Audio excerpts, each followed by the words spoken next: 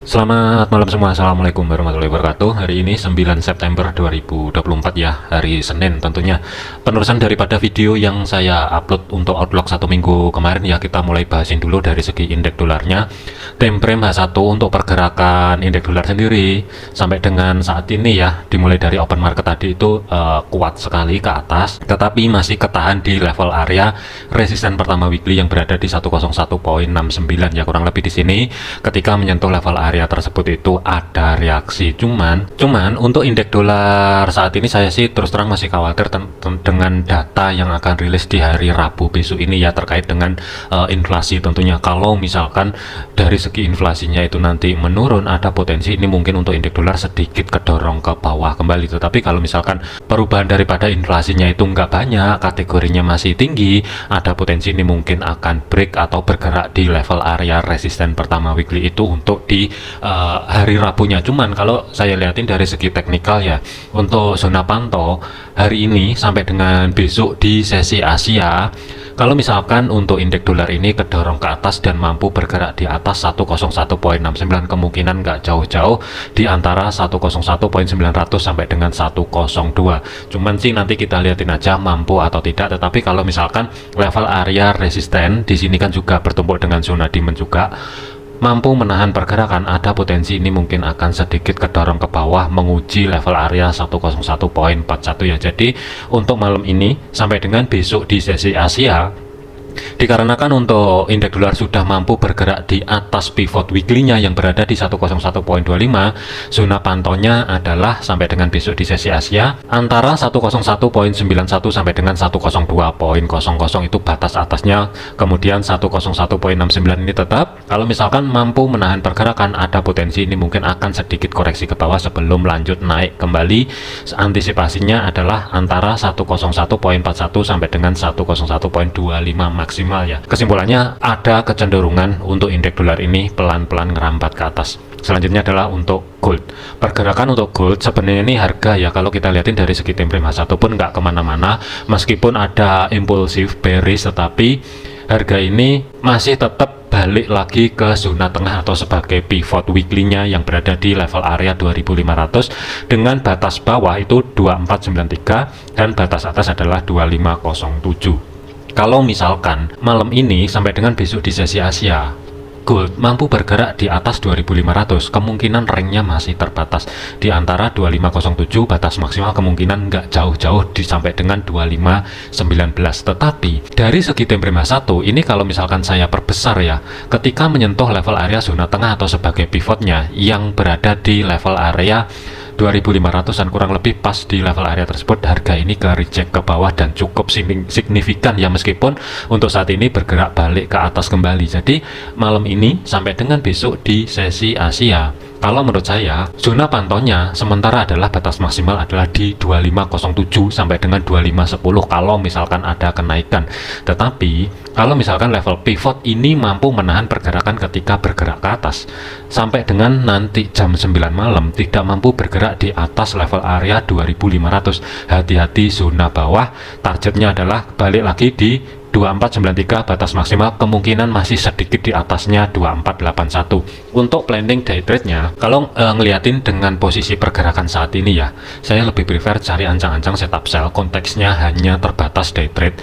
Cuman ini masih 50-50, bisa aja ini nanti kedorong ke atas. Tetapi saya lebih prefer nanti akan ngeliatin pergerakan antara jam 8 malam sampai dengan jam 10 malam, akan saya pantau untuk gold ini mampu atau tidak bergerak di atas level area 2500. Kalau misalkan tidak mampu, kemungkinan saya akan cari ancang-ancang setup sell di antara 2493 dan di bawah level area 2500. Ini untuk planning saya pribadi. Untuk entry posisinya sesuaikan dengan planning masing-masing ya, tetapi kalau untuk saya pribadi, selama sampai dengan nanti di jam 10 malam batas maksimalnya, kalau gold tidak mampu bergerak di atas 2500, kemungkinan saya akan persiapan cari ancang-ancang setup sell di antara di bawah 2500 dan di atas 2493 dengan risiko stop loss itu kurang lebih sekitar 80 pip, sedikit di atasnya 2504 ya, ini sebagai jarak untuk stop lossnya. Tetapi dari segi targetnya, TP1 itu berada di history low terdekat, kurang lebih di sini. Kalau misalkan saya ukur ruang gerak sekitar 110 pip dan batas maksimal itu sedikit di atas support pertama weekly, ruang gerak sekitar 140 sampai dengan 145 pip ini untuk targetnya day trade saya pribadi sampai dengan besok, dengan catatan batas maksimal adalah jam 10 malam kalau misalkan gold tidak mampu bergerak di atas level area 2500. Tetapi kalau misalkan mampu melewati level area 2500, secara otomatis planning sell untuk day trade saya di sini akan tercancel. Saya lebih ngincerin nanti reaksi ketika menyentuh level area 2507. Jadi ada skenario kalau misalkan batas maksimal jam 10 malam gold mampu bergerak di 2500.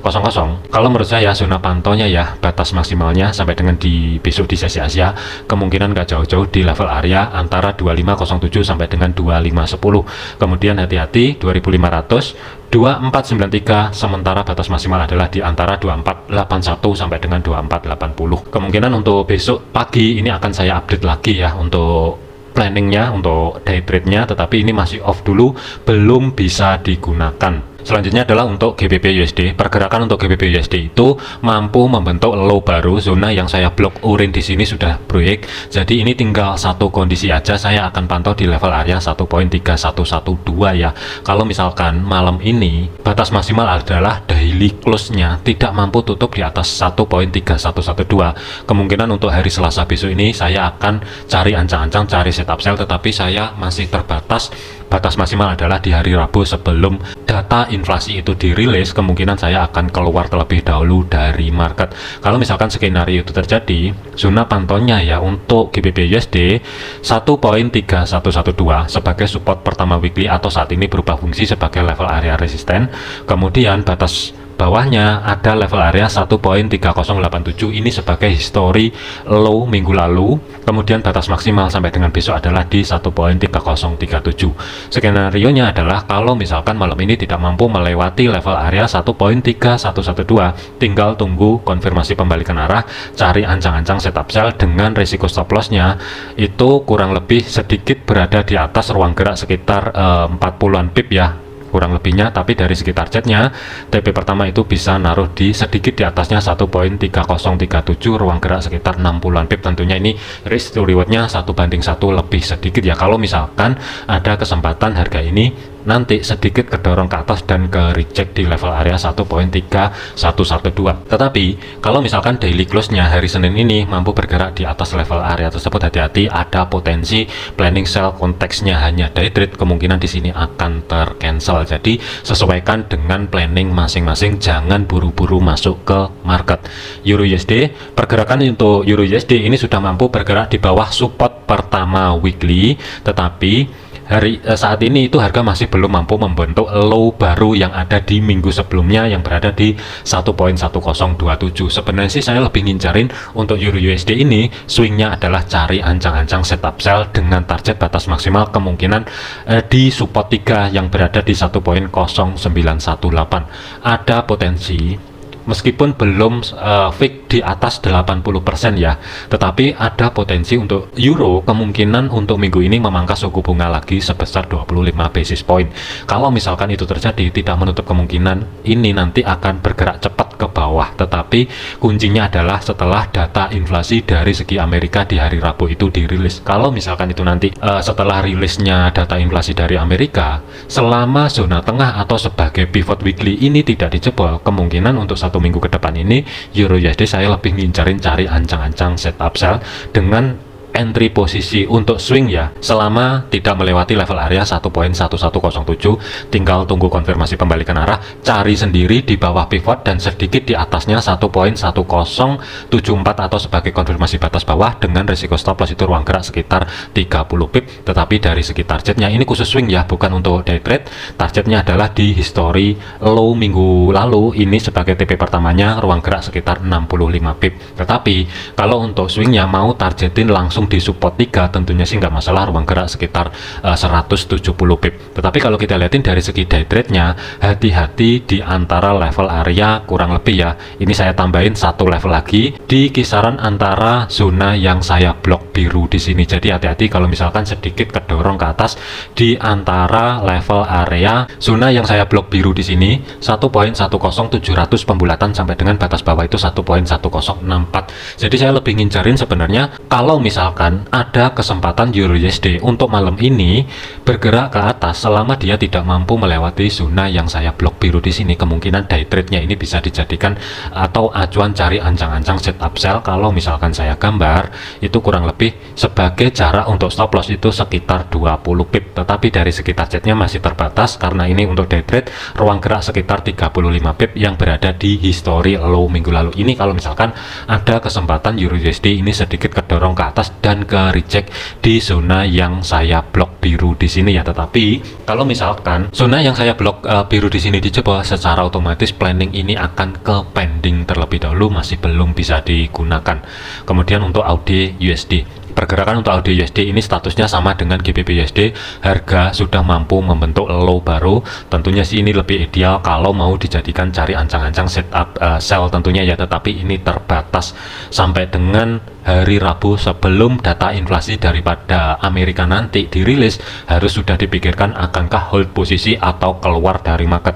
Tapi kalau saya lihatin dengan kondisi saat ini, harga sudah ke reject di level area support pertama weekly yang saat ini berubah fungsi sebagai level area resisten. Tentunya tinggal satu kondisi aja, selama harga tidak mampu bergerak balik di atas resisten saat ini, planning adalah sell, targetnya adalah di 0.6614. Untuk entry posisinya cari sendiri di atas 0.66600, di bawah 0.6682. Kalau misalkan saya gambar, sementara saya ambil di tengah-tengah aja, selama harga tidak mampu bergerak balik di atas 0.6682 dengan risiko stop loss itu ruang gerak sekitar 25 pip. Konteksnya hanya day trade, batas maksimal adalah di support kedua weekly di antara 50 sampai dengan 60 pip, ini sebagai target untuk day trade-nya. Selanjutnya adalah untuk USD CAD. Pergerakan untuk USD CAD ini masih flat, jadi hati-hati, harga ini masih bermain-main di resisten pertama weekly. Ada potensi ini mungkin sebelum melanjut ke atas. Saya khawatir kalau misalkan 1 sampai dengan 2 hari ke depan ini terkoreksi dulu ke bawah sebelum balik ke atas. Jadi saya lebih memilih netral dulu, tidak ada planning day trade, tetapi planning swing itu masih sesuai yang ada di outlook kemarin. Untuk zona pantaunya hari ini sampai dengan besok di sesi Asia, kalaupun misalkan kedorong ke atas, kemungkinan masih belum jauh-jauh di level area 1.3582.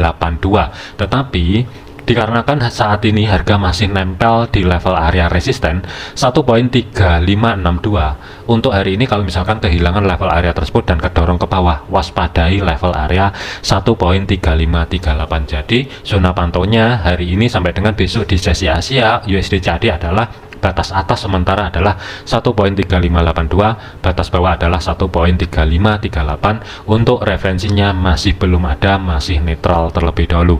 USD Swiss, pergerakan untuk USD Swiss ini juga sudah mampu melewati zona tengah atau sebagai pivot weekly-nya di level area 0.8455. Di sini juga membentuk zona demand. Jadi ini tinggal menunggu koreksi aja. Selama batas koreksinya tidak mampu bergerak balik di bawah pivot yang berada di 0.8455, planning adalah cari ancang-ancang setup buy.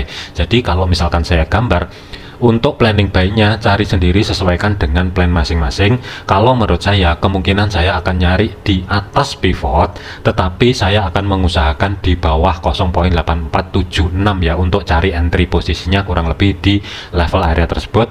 Batas maksimal adalah selama USD Swiss tidak mampu bergerak di bawah 0.8435, planning masih tetap cari ancang-ancang setup buy. Tetapi kalau misalkan bergerak di bawah level area tersebut, secara otomatis planning buy yang di sini akan tercancel. Jadi tinggal tunggu aja dari segi time frame kecilnya. Kalau misalkan ada kesempatan harga sedikit kedorong ke bawah, tinggal tunggu konfirmasi pembalikan arah, usahakan cari di atas pivot untuk cari ancang-ancang setup buy dengan resiko stop loss itu kurang lebih sekitar 35 pip. Dari segi targetnya, ruang gerak sekitar 75 pip berada di history high minggu lalu, batas maksimal adalah 130 pip yang berada di 0.8592. Ini planning sampai dengan nanti sebelum data inflasi dari Amerika di hari Rabu dirilis ya. Jadi hati-hati untuk USD Swiss. Selanjutnya adalah untuk USD Yen. Pergerakan untuk USD Yen planning sebenarnya kemarin adalah cari ancang-ancang setup sell. Harga saat ini tuh ketika melewati level area support pertama weekly yang berada di sini ya, atau 142.67, di sini juga ada zona demand. Jadi hati-hati di level area tersebut. Tetapi kenaikannya ini terbatas. Harga ini kurang lebih pas di level area batas konfirmasi bawah pivot 143.80, ini ke reject ke bawah. Jadi kalau misalkan dijadikan konteksnya hanya sebatas trade jangka pendek ya, atau day trade-nya, kuncinya adalah selama harga tidak mampu bergerak di atas 143.80, batas maksimal adalah di physical price levelnya yang berada di 144. Ini kalau mau dijadikan ancang-ancang cari setup sell terlebih dahulu tentunya sih nggak masalah, tetapi hati-hati dari segi jarak stop loss-nya itu harus berada di atas 144.200. Ini jarak untuk stop loss ruang gerak sekitar 95 pip, tetapi dari segi targetnya nggak bisa jauh-jauh. Kalau misalkan nargetin di support pertama weekly, tentunya risk to reward nggak imbang, hanya ada ruang sekitar 75 pip kalau dapat harga sekarang. Tetapi kalau misalkan di adjust ke sedikit di atas daripada history low minggu lalu, ini ruang gerak sekitar 130 pip, tentunya ini lebih ideal ya. Kalau misalkan dijadikan untuk day trade-nya cari ancang-ancang setup sell, tentunya kalau menurut saya ini nggak masalah, tetapi pertanyaannya adalah berani atau tidak risiko 95 pip. Tetapi untuk saya pribadi mungkin saya akan menunggu nanti di jam 9 malam ya. Kalau misalkan sekali lagi tidak mampu bergerak di atas 144 sebagai physical price levelnya, kemungkinan untuk day trade-nya saya akan cari ancang-ancang setup sell. Kalau untuk rekan-rekan sesuaikan dengan plan masing-masing. Terakhir sebagai tambahan adalah Bitcoin ya, hati-hati dengan Bitcoin. Ini saya bahasin dulu dari level tahunannya ya, biar nggak terlalu over. Jadi kalau misalkan saya ambil dari level tahunannya, saya tarik level area SRP-nya, hati-hati untuk tahunannya, history low dan high-nya itu saya ngambil di low dan high tahun 2023. Kalau kita lihatin, sebenarnya untuk Bitcoin sendiri itu sudah mencapai batas overnya yang berada di antara resisten 4 dan resisten 3, 68.200 sampai dengan 75.25, dan harga ini ke reject ke bawah. Posisi saat ini harga itu masih bermain-main di resisten kedua tahun, atau saat ini berubah fungsi sebagai level area support dan sudah sempat di retest 2 kali. Jadi hati-hati untuk Bitcoin kalau misalkan kehilangan level area 54.100.